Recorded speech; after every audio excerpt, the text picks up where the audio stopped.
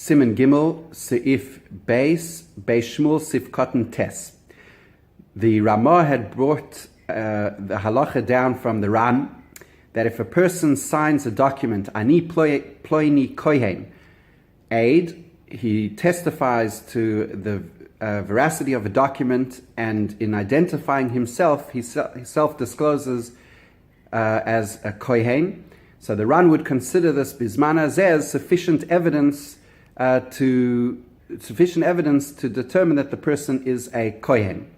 And the Beis Shmuel will explain that that's because the person is in the gather of a Mesiach Lefi Tumai.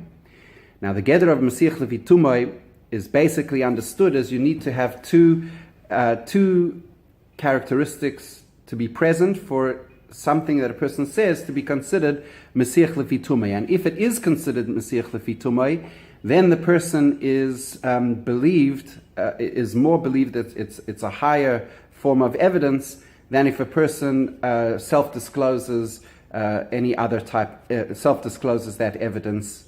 So basically the two things that you need are that you cannot, to be Mesiach Lefi Tumai, is that the fact cannot be disclosed as a direct response to a question. So if a person comes in Beis Din, the exact opposite of Mesiach Lefi Tumai, and he knows why he's in Beis Din, he's there in order to give edus, in order to give testimony about some fact, and the Dayanim ask him a direct question and he gives an answer, that's the opposite of Mesiach Lefi Tumai. Mesiach Lefi Tumai has to be a person's stum talking, and in the course of conversation, he lets slip a fact. So there can't be any agenda because he wasn't answering a direct question. So the first characteristic that you have to have is that there should be no direct question. The second characteristic to be considered Mesiach Lefi Tumai, according to most opinions, is that you have to have disclosed the fact within a context of a broader story. So the person comes and says and tells a story that when he was a child, he was taken out of school and he went to the mikveh and they called him Yechon Eichel Chalas and so on. And he's just telling a story. So there's no agenda to give edus. The agenda is, I want to tell a story, some incident that happened when I was a child. So since it's not A, response to a direct question, and B, it's within the context of a story, therefore it's considered Mesiach Lefi Tumai, and we're more likely to believe evidence given in those circumstances than if they're given as direct evidence where we are concerned that there is a possible agenda. So let's see that inside. Ani ploini kohen.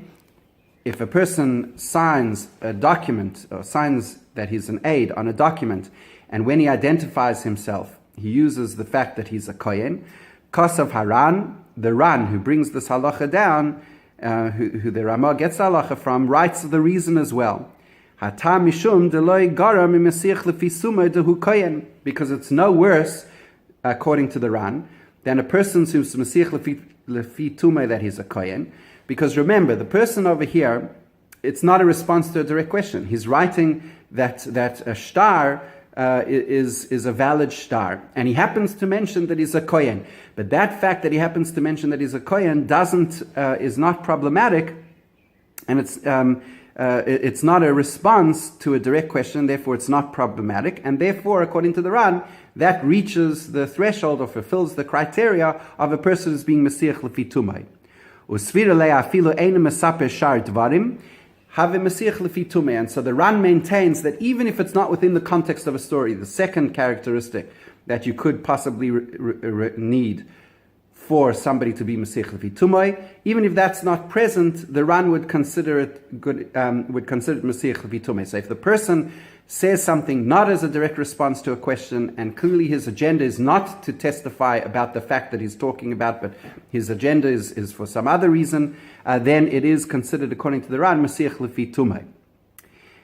If that's the case, then we have to reconcile the Ran. The Ran becomes a question in our Gemara, which was quoted by the Mechaber in Sif Aleph.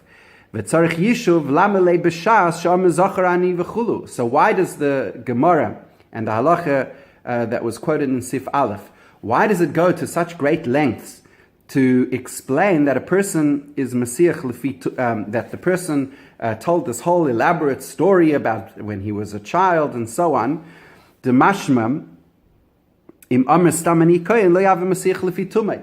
From the Shas and the Halacha brought down in Sif Aleph, it would imply that the person is not considered Messiach lefi tumei unless he has the second criteria, which is that it's within the context of a story. But, so that's the question that the Beis Shmuel has, and the Beis Shmuel leaves it lechura with the question that how do we reconcile the Ran and the fact that the Gemara had to say the entire story.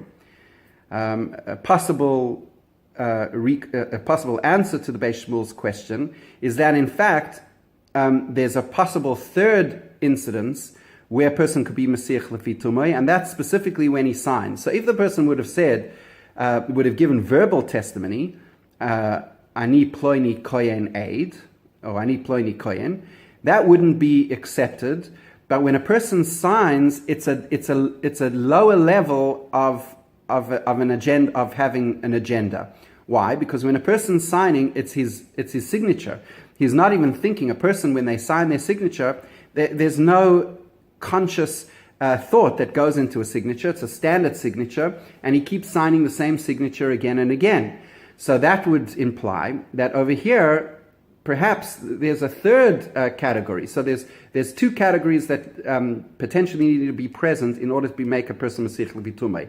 According to the Ran, not a response to a direct question is sufficient to be Messiach lefi tumei. According to the people who are more machmir, you also need to have the person say it in the context of a story. And then there's a third possibility that if the person signs their name, that is done with such little conscious intent that is considered Messiach lefi tumei, even though it's not in the context of a story and it doesn't have the context of a story criteria. And that's why the Ran would not be a contradiction to the Gemara. The Beis Shmuel now brings a further point. V'kasav b'chelkas mechoykek. The Chelkas mechoykek writes that had mahani k'shekasav ani ploini kohen.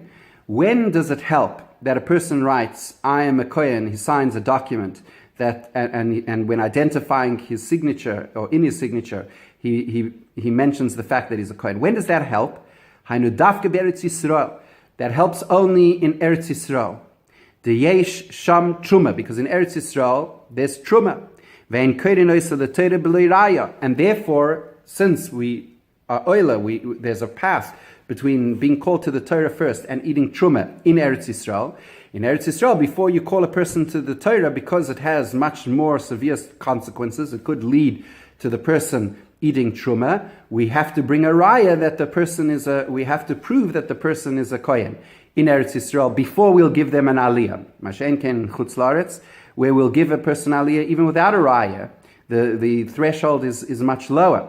Lachein mahanim kosav kain. So therefore in Eretz Yisrael, according to the Chelkas mechoykek, it would help if he signs a document with his name, because he would sign it hakoyen because he's used to getting an aliyah. And since he's used to getting an aliyah, he's being used to call up first, therefore he'll sign it. And since in Eretz Yisrael you need a raya to be called up first, in Eretz Yisrael this is considered valid, that if a person signs his name that he's a kohen, that it's been checked that he is indeed a kohen. But in chutz laaretz, if he gets called up to the Torah as kohen,